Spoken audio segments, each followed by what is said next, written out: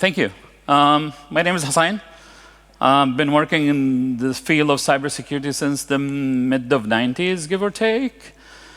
I've been doing all sorts of things, offensive, IR, coding, reviews, etc. So I do love a lot of things that have to do with identity management, and particularly PKI. Okay, so certificate stuff, key-based authentication, and things like that. I want to share some interesting things going on with what we would call passwordless or passwordless authentication methods. Our focus will be the Windows platform, classic enterprise environment, where any kind of certificate-based, key-based authentication will be possible. Anyhow, the focus is passwordless authentication, key-based authentication, certificate-based authentication. And we're talking about enterprise environments, specifically Windows-based environment. So either smart card logon or also Windows Hello for Business, which is actually a flavor of key-based authentication. It does exist in two different versions, with or without certificates. We're going to have a look at the one without certificate, because the other one is just a regular smart card logon behavior. There is a lot of focus when you talk about passwordless and you talk about vulnerabilities and issues with the passwordless model in Windows. There will be a lot of talk about ADCS, Active Directory Services.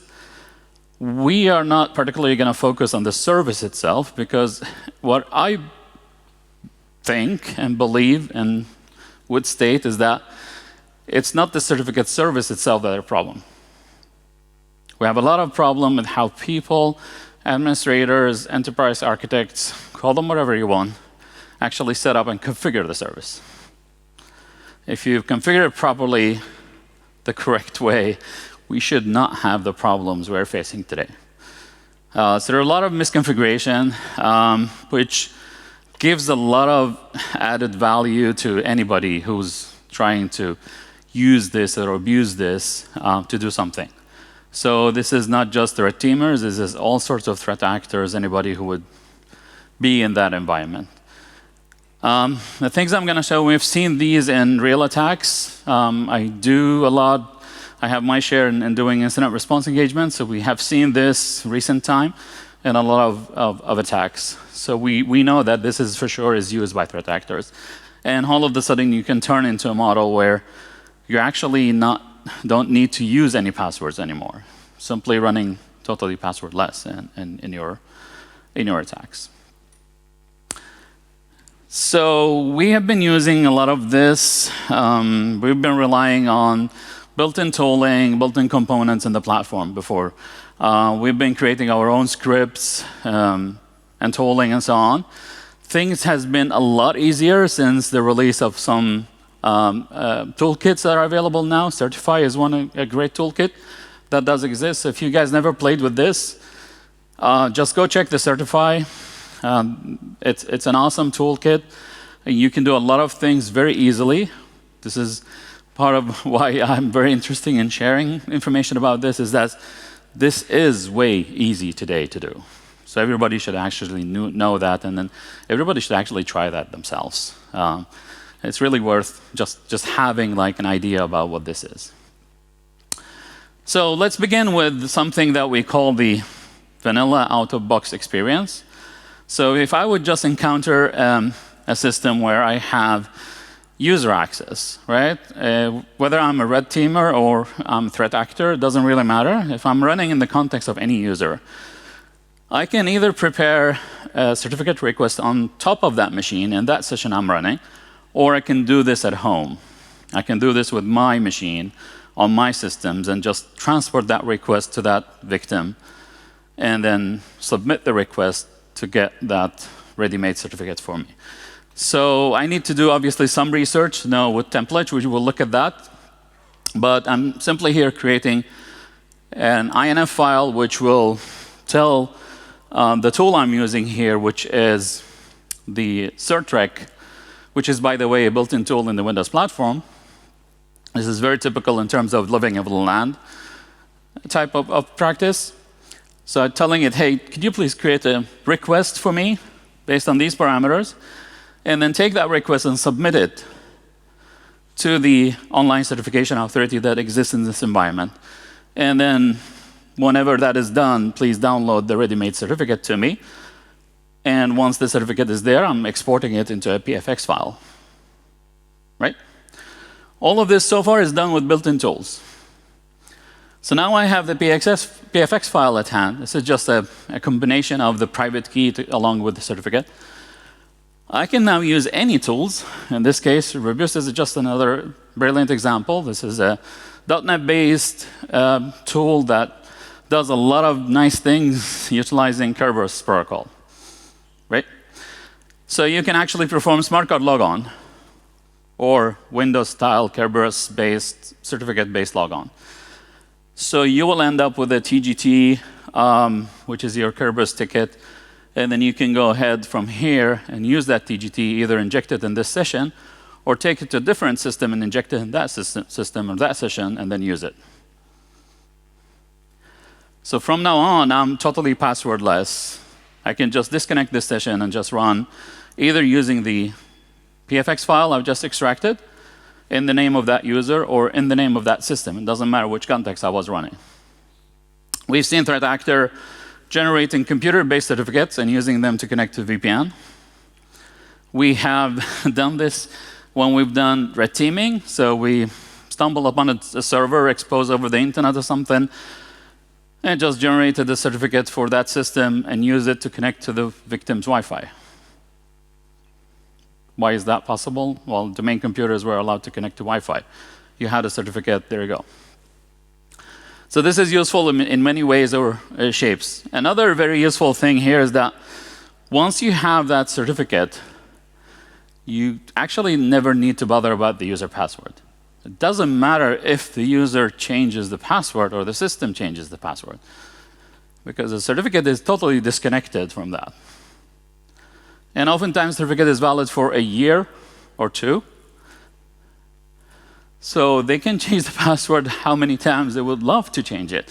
I don't care, because that certificate is still valid until somebody looks it up and maybe revoke it or do something with it. So either use the Kerberos ticket we just got. Just remember, Kerberos tickets are time-based, so they are valid for 10 hours. There is a refresh time of 1 week. So just remember these, or the certificate which is valid for whatever time the admin has decided for lifetime for that certificate. So what are the other problems that the pre-owned paper, for instance, we're talking about, or people in the business we're talking about? So there's been a white paper published called Certificate Pre-Owned. Please read that if you're curious about these things. The ESC 1 to 10, different type of attacks. They are looking at vulnerabilities or misconfigurations, either access list misconfiguration on the server itself, or service itself, or on the templates. Active Directory certificate services using something called certificate templates. A certificate template is a recipe for the service and the client, how to behave, what to do in terms of, oh, if you give me this information, I will give you a certificate, right? So it's all about access rights. You declare who is entitled to enroll that type of certificate, and that's an ACE on the Active Directory object. So if that's misconfigured, then you can give too much permissions for somebody to be able to use a template that might give you a lot of freedom to impersonate people, for instance.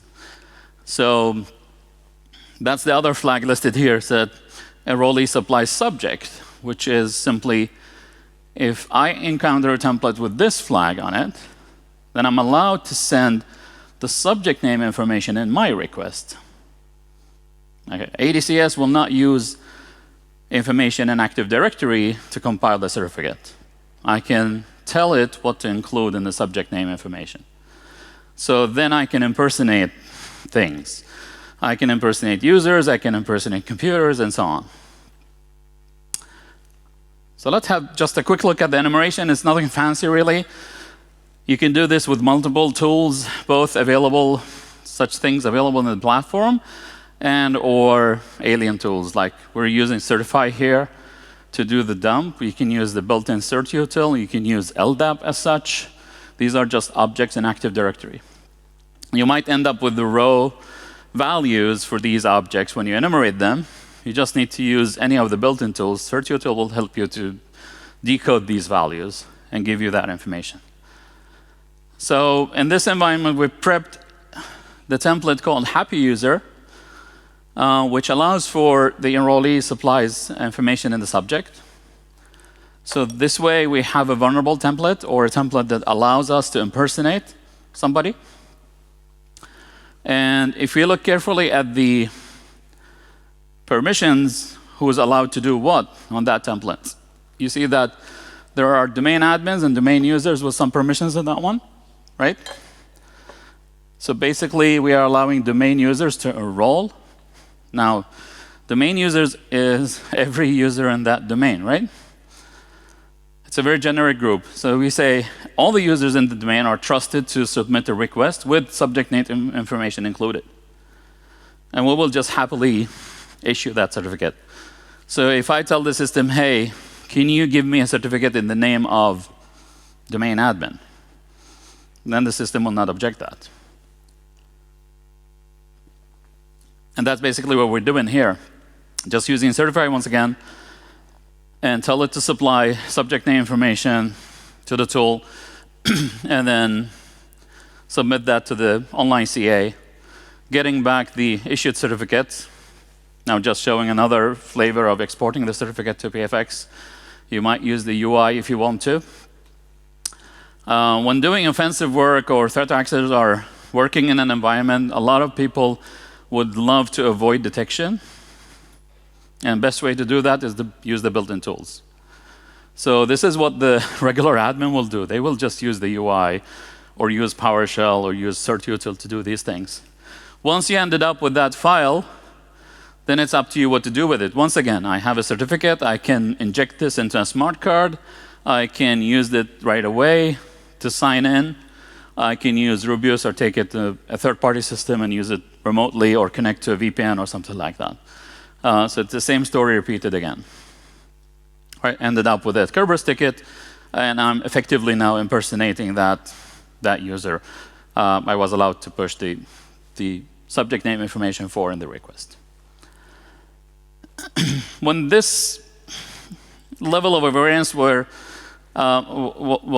published, Microsoft started acting on this. So May 2022, we received a couple of updates to the Windows platform. And what they basically did, they introduced something called certificate or strong mapping for certificate authentication. So what is strong mapping? It's simply another extension that is added to the issued certificate that we're not anymore just relying on the user common name and the user principal name, which we previously used. Active Directory uses the common name and the principal name to do the automatic matching. So whatever appears in the certificate in terms of the alternate name, if that includes the user principal name, Hasain@trusec.se, for instance, then it will be matched automatically towards an Active Directory account. And if there is a match there, I will be signed in as that user. Okay. So if I'm allowed to supply that information in the subject name, as we saw in the previous example, I'm effectively signing in with that user. So what this does, you are submitting this as user 1, and you want to impersonate user 2. So then we add the SID value, the subject identifier, or the security identifier for user 1 in the issued certificates. And that way is what the domain controller look at this, it says, well, this certificate was issued for user 1, but subject name says user 2, and that's not a perfect match. So that will render it to be a weak mapping, and then hopefully the certificate authentication will not be allowed. So far, everything is good, right? Good idea. Include another parameter. The security identifier should be unique. There should not be any collisions between this and that. So what happens then? how is this going to be enforced? What was the Microsoft idea? Well, when they released the patch, we had a year of implementation time ahead of us. So they said, yes, you got the patch now, but you have to choose between which mode you're running. And automatically, all the systems entered something called compatibility mode, which allowed both strongly mapped certificates and weakly mapped certificates. Okay, people need to fix their systems. And everybody was advised, you need to flip to enforcement mode as soon as possible to get rid of the problem. So this was May 2022. The deadline was May 2023. We are now May 2023. Believe it or not, Microsoft extended this to November 2023. So the deadline has been stretched now. And why is that? Probably there are a couple of few big accounts in the world called Microsoft says this is no-go, we need more time. So this is one thing. Which one are we running? As a matter of fact, disable mode is not available anymore because that expired February this year. So everybody is running compatibility mode. And those who are brave enough to switch on enforcement mode, they're good. We also need to think about another layer where certificate-based authentication is possible. So not only the Kerberos protocol does that, we do have other things that also uses certificate-based authentication. The TLS channel handling, certificate-based auth in TLS. That's also affected by the certificate mapping that was introduced. I need also to act on that one. Okay, so let's have a look. We continue our example. We have that certificate we just got in the previous session. And then we have now flipped the requirement to be a strong mapping. So if we try to use that, we will end up with an error. So once you flip it, the SID doesn't match the subject name, then you will end up with a weak mapping. Or if the SID is not existing, then we will have an issue with that authentication. So what everybody should remember, now the second command line I'm running there, I actually ran another certify request where I supplied the subject name for the impersonated user. But wait a minute, you just said that Active Directory will take the SID for the user who submitted the request and add in the certificate, right? But part of the game, or the rules of this game, is that if you're initially allowed to impersonate somebody, you are allowed to do that all the way. So yes, if it allows you to send subject name information in the original request, it does allow you to send the new SID and the user request as well. Okay, so just remember that one. Impersonation is allowed all the way, so it doesn't really matter. So if I manage to have a certificate with SID, or it doesn't matter if I'm impersonating or something like that. If I can manage to get the correct SID in that certificate, then authentication will succeed because it's, once again, a strong auth. Right? So just remember that corner case. If you're allowed to impersonate, you're also allowed to fix the SID extension. You just need to send it in that request. So we have another corner case here. It says, well, I do have some specific types of certificates where I don't want to deal with that SID extension Microsoft added, because that's going to ruin things for me.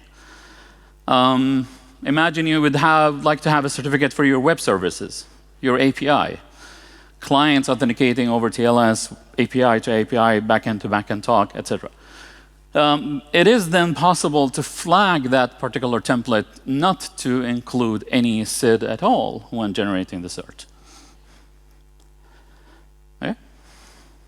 Just another option to add on top of the other ones.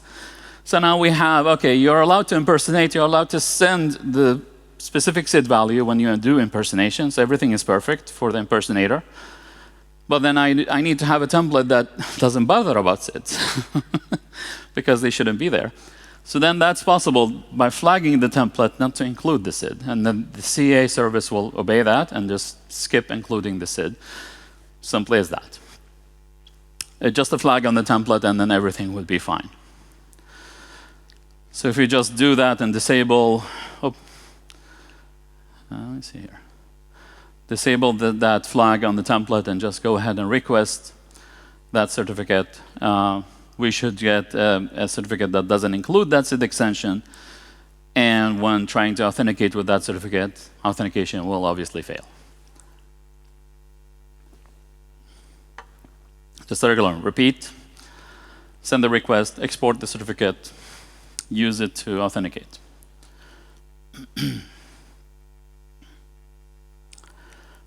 So as you see here, I was always able to export those certificates, right? Just a side note here. Many of you working in the Windows environments, you say, well, you can flag a template not to allow export of private keys. And that's correct. That's very correct. The problem with that, though, it's just a flag. So you either use a third-party tool to do the export, and then just ignore the flag, because the flag actually doesn't do much other than telling, hey, you should probably not export this key, right? So if you just use any third-party tool, you will be able to export the keys. Or if you, at the time of generating your keys, flag them exportable. Because that's just an instruction to the client layer and say, please, when you generate the key, flag it non-exportable. So if I control the key generation, I can just flag it exportable, and that's it. Right? If you guys are interested in non-exportable keys, you need to have things like this. I just borrowed a few ones from our friends at YubiKey. Or use TPM or secure enclaves or whatever. Just put them in hardware and flag them properly when they are there. So once I exported that, I tried now to authenticate. I said the template doesn't bother about SID. Certificate should not include that, and it, as expected, failing the authentication because no strong mapping. Still, strong mapping is required in the environment as such. So what about other protocols I mentioned? We were not able to log on with that certificate using Kerberos. What about other protocols? So let's have a look. What I'm going to do here is that I'm just going to issue a certificate in the name of the Jack admin or CA user. Yeah. CA user, sorry. And then I'm going to use that certificate to make an LDAP binding. You know, when you do LDAP binding, you can do that with username password, but you can also do that with certificates. So you do certificate-based LDAP binding, which in this particular case, it's still the same environment. I still have strong mapping required, right? But because I haven't configured the S-channel mapping requirements, I'm able to authenticate using LDAP.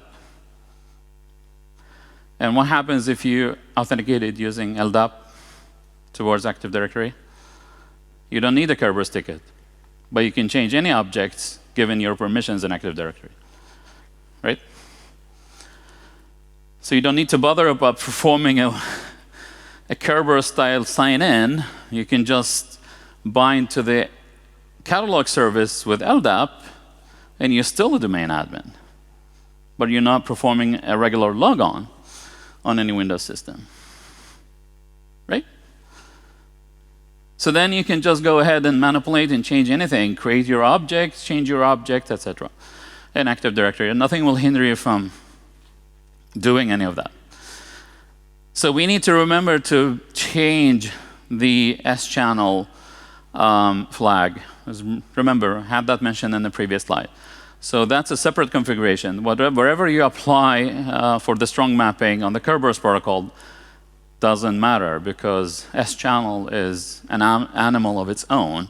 It's a specific world you need to bother about separately, right? So what if we take where we are at right now? I have a certificate for a powerful user. I'm not able to perform a Kerberos-style sign-in because of the strong mapping requirements, but I'm able to do LDAP access using that one. So now we turn the page and start looking at something called the MSDS key credential link, which is, this is what Windows Hello for Business uses to perform sign-in in on-premises Active Directory. So Windows Hello for Business uses key-based authentication, either with or without certificates, right? So if it is with certificate, then it's just whatever we talked about previously. It's just a smart card logon, regular ways. If it is without certificate, it's called key-based authentication or key trust model. If we're using Windows Hello for Business with the key trust model, then we're using certificate-less keys to authenticate. It's actually the same Kerberos PK init protocol in the background. It just behaves a little bit differently. So those keys, everybody in using Linux, Unix world, you know, I upload my public key to my profile, right? That's how the binding is created between my private and public key. That's how I can sign in with my keys and SSH and so on. And that particular attribute on my user object, that holds my public key information. So if I can upload public key info to that attribute, I can then just sign in with the private key. So if I do have enough access to Active Directory and can change that thing for any given user, then I'm in, right? So just a matter of permissions. So just to demo that, I'm using another toolkit to do something. The fancy name is Shadow Credentials, but it's actually just Windows Hello for Business style authentication. Nothing really strange about that. And I'm currently attached to LDAP or have a binding to LDAP with that user. So what I will be doing is to change the Jack admin target user and then basically create a key pair for that user. So you just go ahead, create public key pair, public-private key pair. It's actually going to create a self-signed certificate, a PFX file for you. And then you take the public part of it, which consists of the public key, and then inject it into that user object. So the tool does all of that for us, generate the key pair, print out what we need to inject, and then we just need to do the math, adjust the key length parameter, and then change that, modify that object with a suitable request. Once we've done that, then we have that credential or that parameter bind to the user, and then next step will be use that key just to simply authenticate.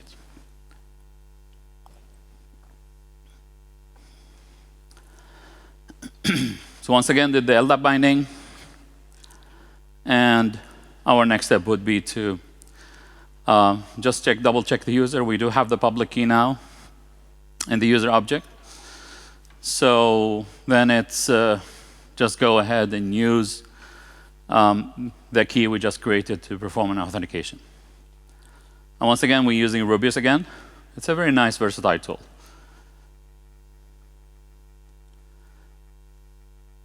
It looks very weird because it said self-signed key. Yes, it is. The certificate doesn't matter. We just need the private key. A good container for that information is a PFX file, where we have the private key. And then we have just a regular sign-in to Active Directory with that key. We got our Kerberos ticket, and we can take it from there. So this is Windows Hello for Business type of authentication, but with other tools. So if I would, let's give you another flavor of this. I know we have another talk that's going to talk about what happens if can you impersonate users based on-prem information towards Azure AD, right? They're going to talk about ADFS and other interesting things. But imagine once you've done that, if you mastering Azure Active Directory and there is a synchronization ongoing between cloud and on-prem, you can actually change the MS key credential key link on the Azure Active Directory side of the user object. And guess what? It's going to synchronize to on-prem. Because that's actually how it is done when you enroll your Windows Hello Business.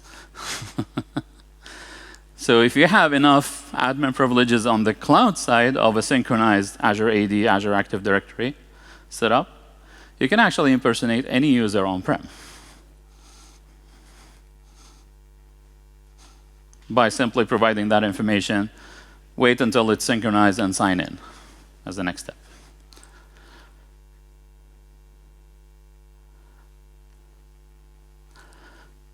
So we talked about templates that are configured the wrong way. They are vulnerable because they are misconfigured. Too much permissions, once again, that's the vast majority of what we see when we do assessments or red teaming. We see a lot of templates that are configured with a lot of weird ways. Let's put it that way. So it allows too much permission for something, or etc. We actually see in way too many environments allow full access to templates for authenticated users, which is authenticated users in Active Directory is everybody. It's not just users. It's computers, users, anybody who can just say, hey, here I am. So that's actually the biggest problem we encounter today. Now, another thing that is very interesting here, if we're going to talk about how to fix this problem or ways of fixing this problem. So enrollment agent is a specific setup you can use to control impersonation in Active Directory certificate services. So you would enroll an enrollment agent certificate to somebody.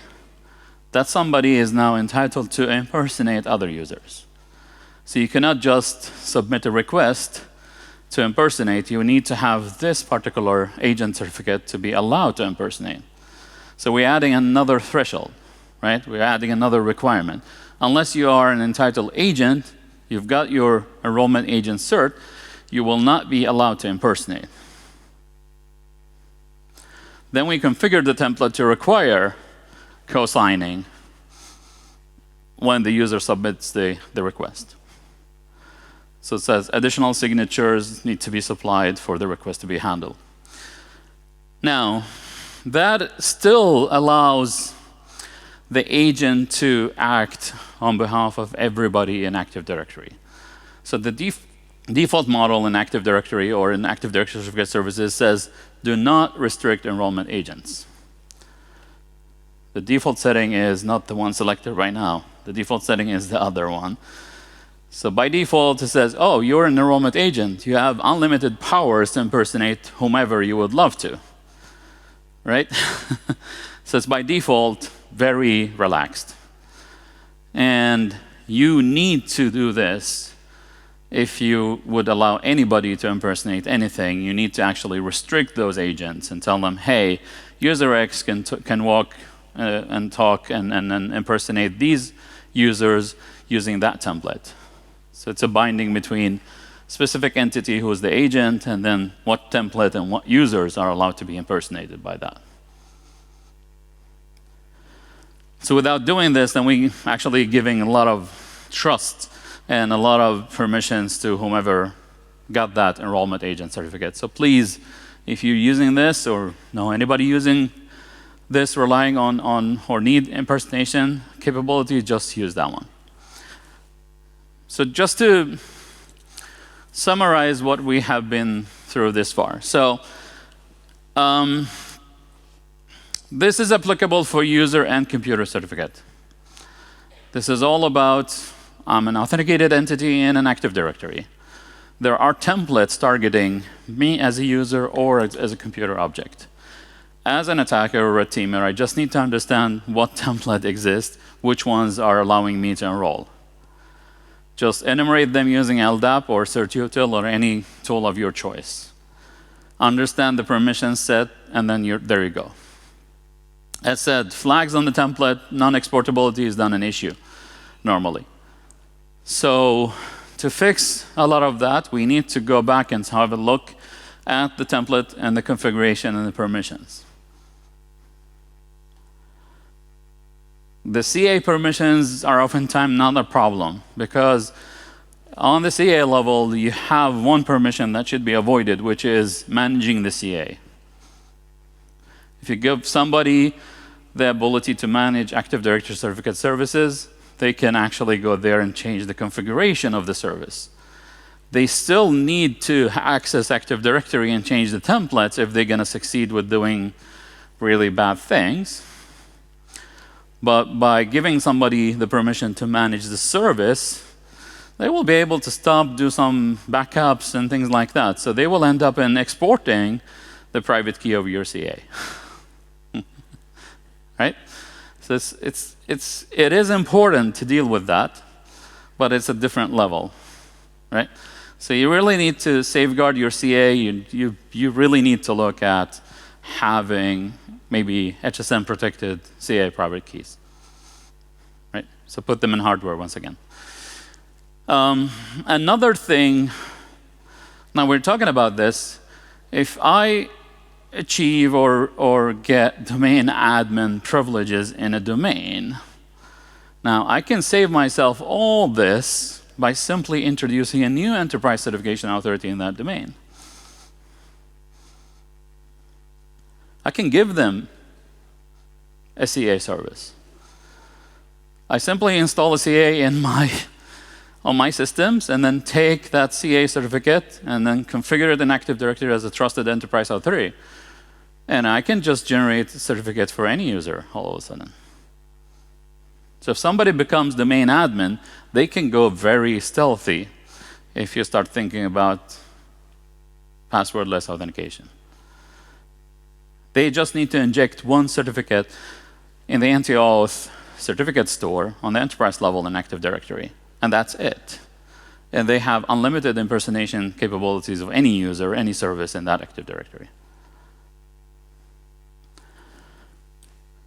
So,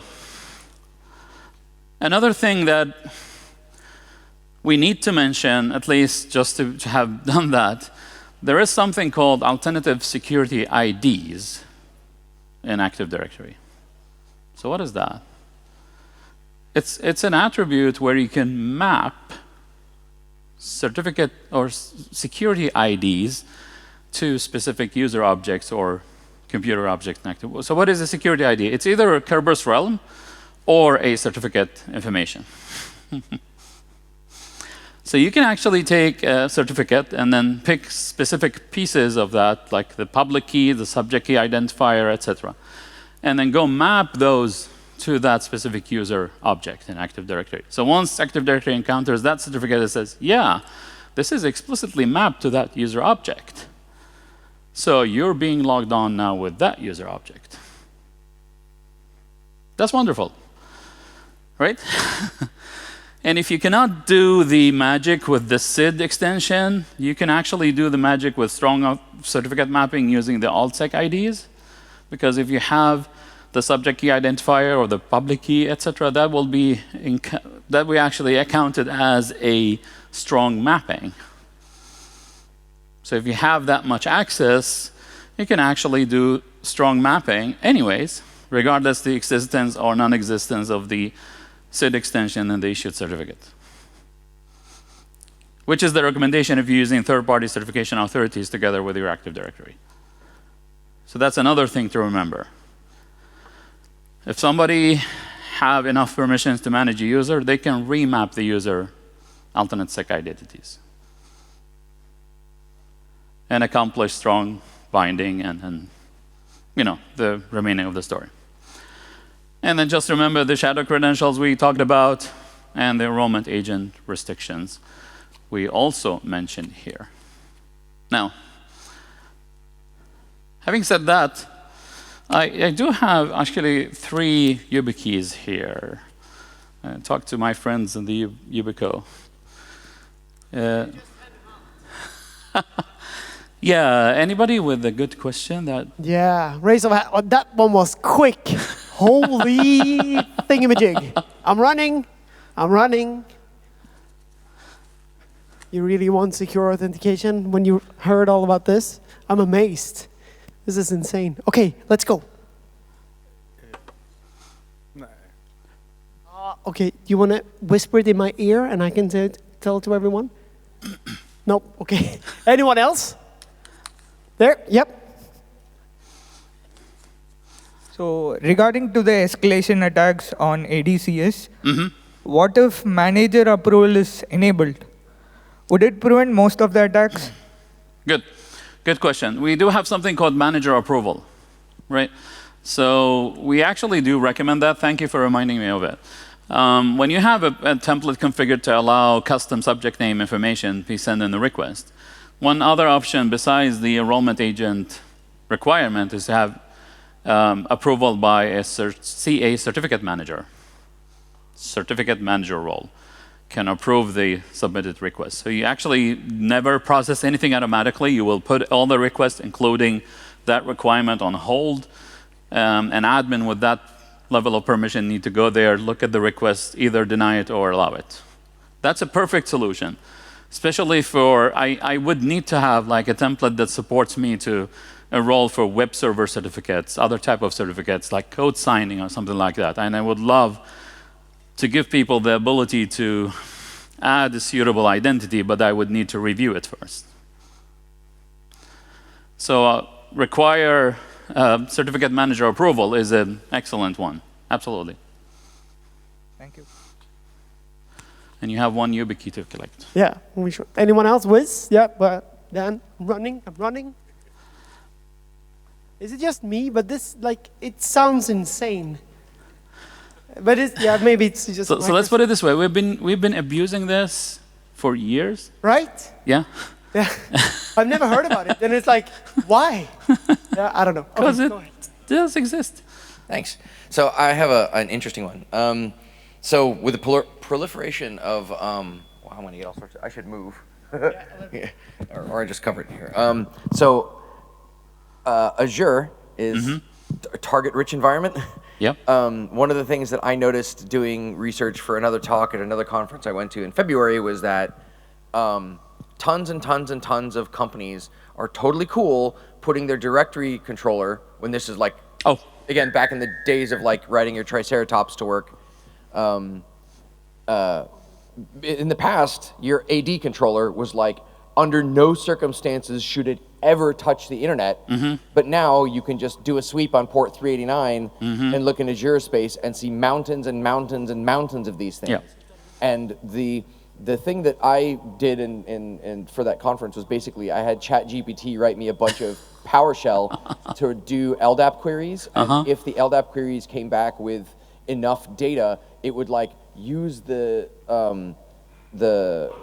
CN line that came out of the initial LDAP result to query for more information. And conceptually now I'm wondering, okay, well, it seems that if you can get a cert, any user cert out of AD, it becomes sort of a skeleton key to get all sorts of interesting stuff out. And my question is, what would your approach be if you found a random AD controller out online in an effort to like poke the tree with a stick and hopefully a certificate falls out? If things are configured by default, that should not happen.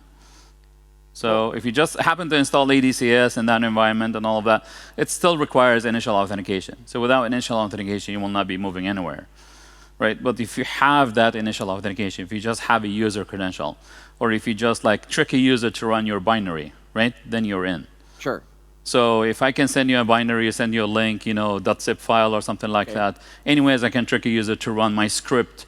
I just need them to run a PowerShell script or something like that. Well, then the other question becomes, do LDAP bind attempts count against user lockout policies? Should. Okay, because I was going to say, if you say no, then we're going to be doing a bunch of brute forcing tonight. Should. They should do. Yeah. Anyone else? Over there? Yep, let's do it. Why I say should, because there are some. Of course. Yeah, if you do it this way, then it becomes that type of authentication, then it's not counted as such. How often do you find stuff that should be actually? Yeah. All right. So I have abused the ESC1 method before and compromised the domain that way. And I was writing remediation suggestions, and I looked into, say, assume that there is some reason why you would need this impersonation ability kept on the template. Yeah. So you want to look into how can I detect abuse of this? My impression was that it was very hard to detect impersonation attempts because that information is not readily available in the event ID in the Windows event log. That's correct. How would you monitor abuse of, not ESC1 in particular, but say that more in general? I would actually advise those templates that allows for that kind of impersonation. I would advise you to export all the requests that are related to them, because in the request there are a lot of more information than you would end up getting in the event viewer or the event generated, just as you mentioned. That's very sad, but that's the way it is. So just make sure to export the request, because the raw request includes a lot more information that gives you a lot of much better clues. So you will see what tool has been used, et cetera, et cetera. If it's generating by Windows, you will see very good resolution about all sorts of information that are related to that one. If it is not generated by Windows, you will see some different things. Then if you know your environment, you should be able to distinguish between regular use, non-regular use, et cetera. All right. And is this on the CA or on the... Then you have to do it on the CA. You can just schedule certutil, dump certificate requests on a schedule or something like that. Okay, thank you. Yeah, thank you. And you have one too. Anyone else? Yeah, one more. My question is, how long has this been an issue? It's maybe a simple question, but yeah. So let's put it this way. This is a configuration issue. This is not a vulnerability in a service, right? This is, we as admins are creating the vulnerability. I configure the template to give somebody too much permission. I'm configuring the template to give impersonation ability. So as long as I have encountered ADCS installations, I would say starting Windows 2000, people, it's very amazing, but admins goes like, oh, I configured this way, no, it doesn't work. I add another checkbox here, it doesn't work, another, and then they keep filling the checkboxes until it works, and they don't just, okay, now it works, don't touch it. So my first ADCS service, it wasn't called ADCS. I installed it on Windows NT4 Internet Option Pack back in 98-ish something. So that service has existed for a while. Yeah, really nice. It always blows my mind. I haven't touched Windows stuff in a lot of years, but this scares me a lot. Yeah, really nice talk. So if you have ADCS, if you have Enterprise PK in your Active Directory, please, either you can use the certified tools, etc. They will give you can actually do an enumeration and checkup on it. It will tell you, hey, you have these vulnerable templates, please fix them. Just use these toolkits. They do have a lot of good things included in it. Thank you so much. Big round of applause for Hasain.